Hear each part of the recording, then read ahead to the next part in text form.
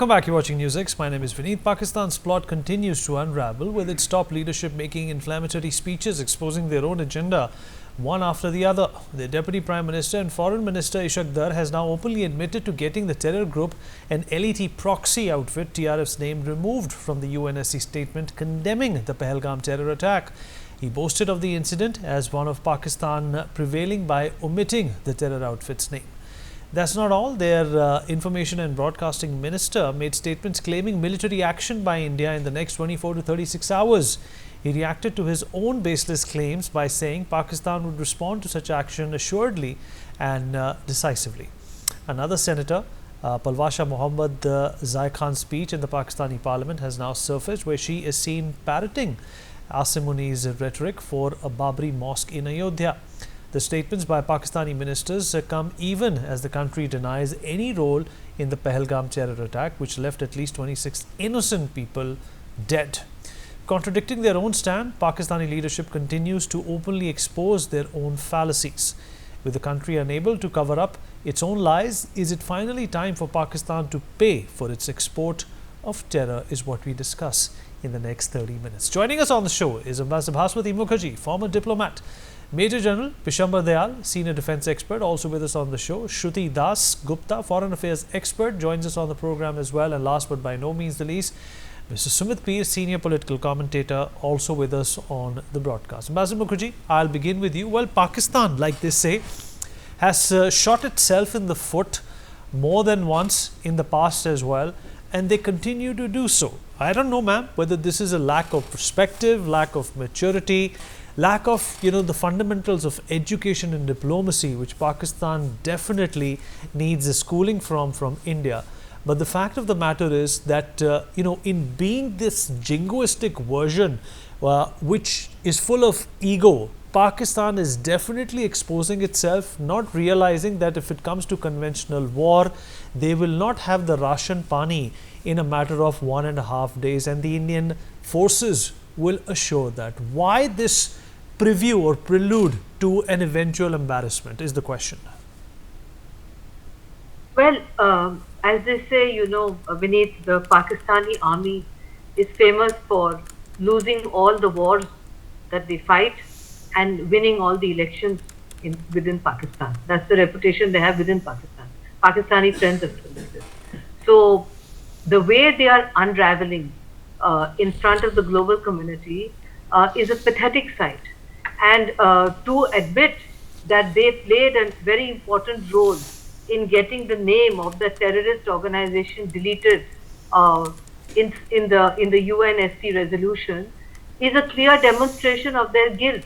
Moreover, what Mr. Ishaq Dar has omitted to state is that the condemnation was complete, including by those who traditionally have supported Pakistan. And outside the Security Council, the Taliban has condemned Pakistan. The Taliban has said that they are with India.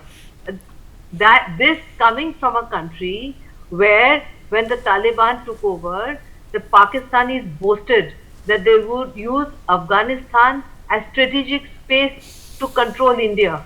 The wheel has turned 180 degrees. Moreover, as there are more and more hysterical statements which are coming from across the border. Some are real, some are fake. These days there are so many fake statements that I hesitate sometimes to say anything until I verify the authenticity. But definitely it would appear that our kinetic action in suspending the Indus Water Treaty has really come as a sharp wake-up call to the Pakistani deep state and to the armed forces that call the shots.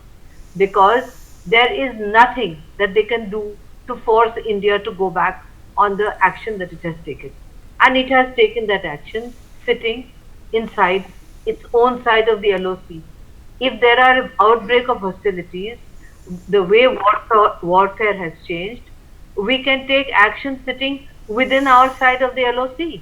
So there's no point in the Pakistanis raving and ranting, somebody saying that they're going to blow up India with nuclear weapons, and then India will blow them up with nuclear weapons, and everybody will go upstairs at the same time. This kind of raving and ranting actually shows mass hysteria within the ruling elite. And they seem to forget, Vineet, that their nuclear weapons are not in their custody. Their nuclear weapons are reportedly, for quite a few years now, in the custody of the Americans. The Americans have not permitted military custody over these dangerous arsenal of nuclear weapons that Pakistan possesses. So I think that definitely they are now extremely nervous about impending military action, and they know that that military action, when it will come, it will be swift, it will be retributive, and our armed forces will do what they have to do. And naturally, we have to do something because 27 innocent lives have been gutted in the most horrible manner. The country is outraged. People of Jammu and Kashmir are outraged, and naturally we have to do something so as to ensure also that it doesn't recur, and so that tourism and other development activities continue within Kashmir, so that the development which it was seeing under Prime Minister Modi's government for the last couple of years, that should continue. It should not come to a stop. But reassurances have to be given to civilians that there will be no further danger when they go back as tourists or to see this beautiful part of India. The reassurances have to be there. We are going to have the Amarnath Yatra also. So naturally, retribution is part of politics. Retribution is what the Pakistanis believe in. Retribution is what they are going to get from India. Vineet. Absolutely. Sumit, a lot of water has flown under this bridge, but it's difficult to contextualize what kind of a neighbor we are dealing with. They obviously are repeat reprobates. It's a country that continues to harp on lies that they won the 65, the 71 war. It's a country that continues to talk about secularism when we already know what's happened to the minorities in Pakistan themselves. Even if you look at the Muslim minorities, the Ahmadiyas, and then the Mujahirs, it's very, very relevant that Pakistan is least tolerant towards any other religious outlook, and let alone Hindus. What we are seeing at this point in time is an exaggeration of a pride that was perhaps cemented in 1947 but lost out somewhere close to 1948, immediately after the first war was lost, and continues unabated at this point in time as well. Mr. Munir, the 4-star general who seems to be in hiding at this point in time, does not understand that this Katora diplomacy that they are in fact banking on is not going to allow them to win a war against India. Ambassador Mukherjee is absolutely right that their nuclear weapons are perhaps already collateralized, Sumit, with the IMF. Perhaps even Elon Musk has given them money and asked them for their nukes back. This is the status of Pakistan today. What, like they say in Hindi, किस मुंह से लड़ाई करेंगे, Sumit? Vinny, thank you for having me on your show. This is not an army you're talking about. These are terrorists. Munir is the biggest mullah Maulana of the world. He's the most dangerous terrorist of the world. Iman, Taqwa, Jihad, Fizibillah is the motto of the army. Usually terrorist organizations have such motto. We believe in Allah and will do jihad in the name of Allah. This is a full-fledged army, trust wali army.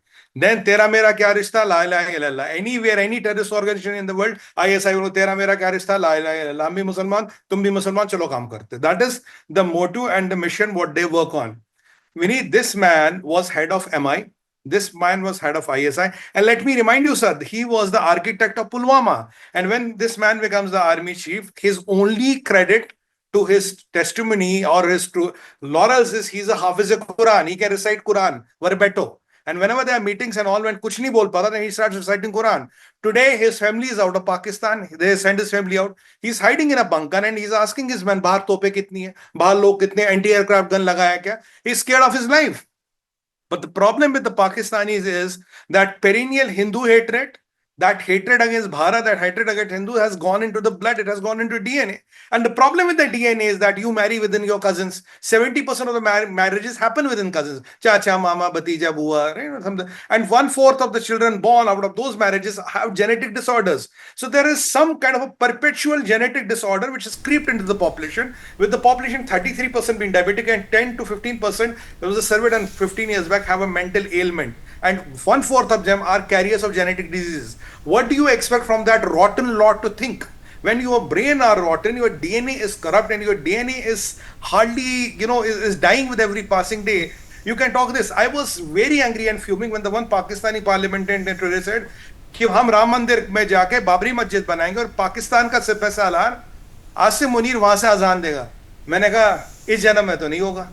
It has to be one another life. And Pakistanis should realize one thing, Vineet. Now the mood of the Indian army is not Balakot. It is not surgical strike. It is GHQ Rawalpindi. And if this man is not so scared, why did he send his family out? If this man is not so scared, why is he hiding in the bunker? If everything is right in Pakistan, China, UK, America, why did everybody ask their diplomatic staff to send their families back? Why are they going to all the Islamic world and pleading, bhai bacha lo, Modi ji se baat kar lo? That is the reality of Pakistan. But the mullah military nexus which thinks they are the elite of the Pakistan, and being those mullahs and military nexus which gives them the power, which gives them the privilege, which they run these Shahri, what do you call that, Fauji Foundation, Askari and Bahriya, gives them $100 billion of revenue and $18 billion of profit, and uncrowned kings of Pakistan. This is the only army which has lost all the wars, and what Basmati ma'am rightly said, but won all the elections, and yet they have laurels on their chest. I don't know where did they get it from. They Xi Jinping must have signed one container from China, ki yaar tum laga lo, 8 sab laga lo. I mean, what are the laurels of Munir? What has Munir done? Which war has he won? I mean, this is the hypocrisy. Even when they question him on the military doctrine, Quran की आयतें बोलना शुरू हो जाता है, और फिर सबको ताली बजानी पड़ती, क्या करे भाई, रहना वहां पे. So, and let me tell you one thing. He told that, खुदा ने बनाया मदीना 1300 साल पहले, and after 1300 years, खुदा made what? Pakistan. But unfortunately, even Khuda did not know within 75 years, these nincompoops will screw it up.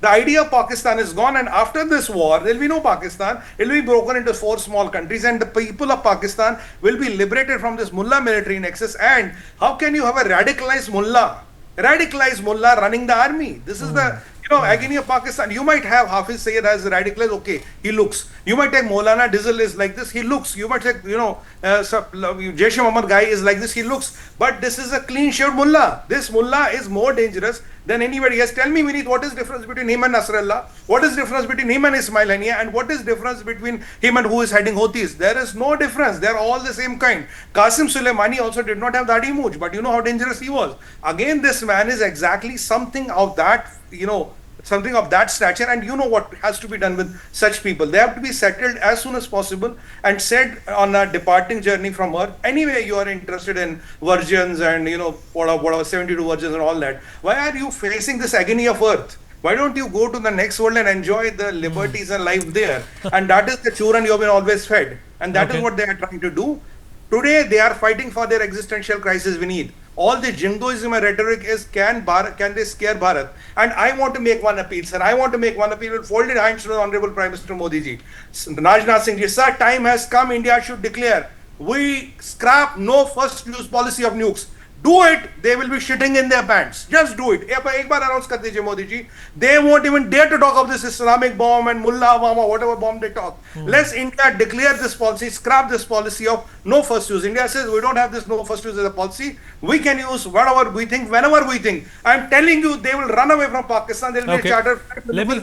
Running away from Pakistan. So let me also rope in General Dayal into this conversation. General Dayal, it's a conversation about nukes. So let's have a conversation about nukes. Let's have a conversation about tactical nukes as well. Is that something that India needs to be wary of? Because if you are looking at a disproportionate war with Pakistan, then it's important to understand that this is an adversary, sir, that knows no morals. This is an adversary that has no scruples. They have been embarrassed multiple times in the past as well, and that is why this idea of proxy wars has been floated by Pakistan, because they know conventionally they are no match for us. Well, Vineet, firstly, thank you for inviting me to your show. And mm, let me tell you a few things. I mean, that first and foremost, we must appreciate and the country must laud the effort of the Indian media, social media, and the Indian population that the government of India or the armed forces or the MI military intelligence or the different intelligences have not yet started any psychological or information war on Pakistan. But all the statements that you are hearing from either from their defense minister or from their foreign minister or from other ministers or if you go through their social media or the writers are writing is because of a psychological warfare which has been created by our media by constantly myth in Pakistan or creating a fear in Pakistan, fear psychosis in Pakistan that India is coming and be ready. And India this time will not let you go out of clutches. That India is coming and India will destroy you. India will destroy your armed forces. India will destroy your military leadership. India will bring you to a negotiating table in its own terms and conditions. This sort of a hysteria that Pakistan is today going through is courtesy our media, our people, and some of the anchors like those who have been constantly harassing them. Great. Firstly, that I applaud first. So now coming to the main issue. See, Vineet, there is firstly let's not talk of nukes. We'll come to tactical nukes. First let's look at it. India has exercised over the last 35 years various options. Today we do not have any much economic relation with him which can hurt. We do not have any diplomatic relation which can hurt Pakistan.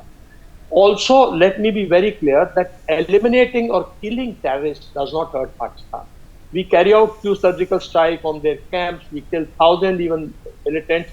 It does not affect the Pakistan state because it is not.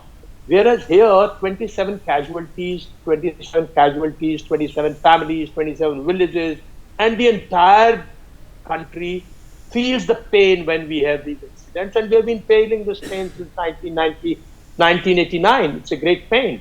These are 26, 27 today. But imagine since 1989, how many families have gone through this? How many of us have gone through this? So anything that happens here, whether it is our soldiers, whether it's our paramilitary forces, or whether it is our J&K police people, or our civilians which he targets, when we have these casualties, the country faces a pain. When we kill terrorists, Pakistan population does not feel the pain. I would say, there are no, I always say that it doesn't look nice. वहाँ कोई कपड़े नहीं खुदती. We don't see anybody crying. We don't see. Here the nation cries. No. So we have to inflict. So nothing has been able to, diplomatic effort. Some people say, let's do some financial restricting. Let's do anything. It does not hurt Pakistan. Only and only means now left with India is to exercise its military power decisively, because military power, you are superior to him, and time has come when exercise your military power. We have various options of military power. We have various contingencies, and I'm sure there are strategic thinkers, and there are very senior generals, capable generals in the Indian Army, and there are capable other people, those who are supporting the Indian Armed Forces leadership, that there are enough options to hurt him. And hurt him in a manner that his military is drawn to battle. There are no nukes there. When both the sides, when we are facing him in his territory, when we are drawing his troops, killing them, eliminating their armor, diminishing their military power completely, creating panic into their military leadership. Remember 1965, 1971, right? Who claims? The Yahya Khan, Ayub Khan were dictators. They dictated. They were the presidents in uniform. And after the war, both of them had to run away, hide behind their civilian leadership. They had to resign. We did not force them to resign. Their population, their people forced them to resign because the military suffered humiliating defeat. Only way to tackle Pakistan, I've been talking for long now, is to humiliate their armed forces, is to destroy their military power, is to destroy the myth of their military leadership. Today, Munir is whatever we want to call him, but de facto, he is the dictator of Pakistan. de facto, he has been able to convince the Muslim world that, look, he has succeeded in Bangladesh. He has thrown a government which was pro-India, and they've installed a government which is pro-Pakistan, which is pro-fundamentalist, which is people, those who are anti-India. So he's on the seventh heaven. How do you bring him? You've got to bring him to battle from different. The Pakistani says, no.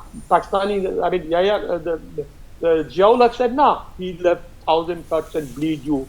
I'm saying right. You're absolutely right, sir. The Bangladesh angle is, of course, that India has also been struggling with. Let me also get in Shruti Das Gupta into this conversation. Shruti, the dynamics of diplomacy is something that India has mastered, but when it comes to Pakistan, they definitely don't have the leverage. There's nothing that they offer to the world except international terrorism. There's nothing that the world also wants to offer to them except the Chinese, who on a regular basis get blown up here and there in buses by local terrorists in Pakistan.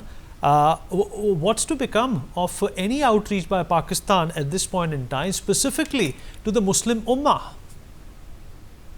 Thank you so much, Vineet, for having me on your show. I would like to state that Pakistan is a failed state. It began as an entire concept of an ummah itself, that Hindus and Muslims cannot live together. And now we see that they are Muslims and Muslims themselves are not able to live together. And that is why we are seeing an implosion of Pakistan, a balkanization of Pakistan, where we are seeing Baluchis trying to run away and the Pashtuns trying to run away and create their own nations, desiring their own independence. So no matter whom Pakistan is going to try and reach out to, everybody in the world knows that Pakistan is a lost investment. No matter who pushes in the money, who pushes in the help, they are not going to win if the people are not with the entire army run nexus called as the government of Pakistan. So Pakistan in itself is a failed state. The idea of Pakistan is a failed idea. That is why Asim Munir stood on that podium and gave that very, very fanatic speech where Hindu and Muslim cannot live together. Rhetoric was reiterated. He was stating exactly what Jinnah and his predecessors have been saying. And so he himself is trying to bind the people together behind the idea of Pakistan.